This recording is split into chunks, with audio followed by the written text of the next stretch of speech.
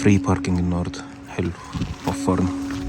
طبعا كالعادة نفس القصة برضو، إرشادات وحاجات، تلبس كوتشي عامل ازاي، ما تلبسش البنات يعني ما يلبسوش كعب عالي، شباشب لأ، لبس مناسب، كشاف، إسعافات أولية، تفاصيل كتير كده.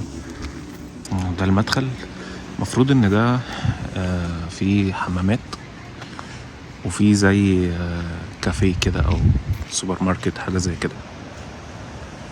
عندي تفاصيل التريل كله، لازم تبقى عارف انت هتمشي ازاي وتروح فين، في كل المعلومات اللي موجودة هنا. المفروض ده بقى ايه بداية التريل، داخلة من هنا. اول ما بتدخل بقى بتلاقي الغابة، تحس ان انت دخلت غابة كده في ثانية. ممكن تلاقي دب، يعني دي من المناطق اللي ممكن تلاقي فيها دب بجد يعني. بص جذور الشجر دي بقى حاجة من اكتر الحاجات اللي انا بعشقها في الهايكس اللي بتكون زي دي، يعني اللي هي بتحس ان انت جوه وسط غابة. بصراحة هم هنا مظبطينها برضو، السلالم والكلام ده حاجة جامدة جدا يعني. بص انا المنظر ده كده بالنسبة لي مع الشلال، صوت الشلال والنهر بقى، ولا مش عارف اللي بيجري هناك ده هننزل له دلوقتي، انا كده اشتريت كوباية قهوة زي الفل.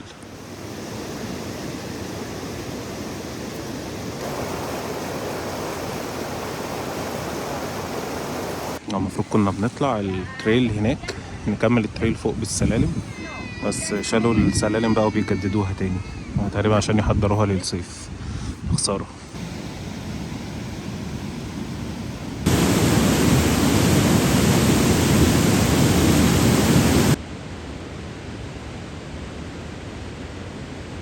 رغم ان انا بقالي 7 سنين في كندا، الا اني فشلت فشل ذريع في موضوع الاندماج في المجتمع.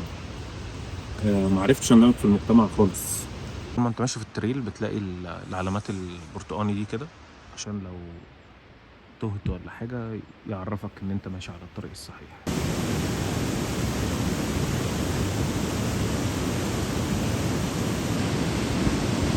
ده نفس تقريبا جسر النسيان، نفس الفكرة بالظبط، كوبري معلق وتبص على شلال وكل حاجة، بس جسر النسيان واخد شهرة اكتر منه وبفلوس كمان.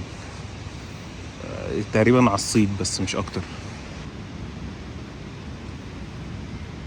تريل، في بيوت هنا حوالين التريل، طبعا ما شاء الله يعني حاجة فل الفل.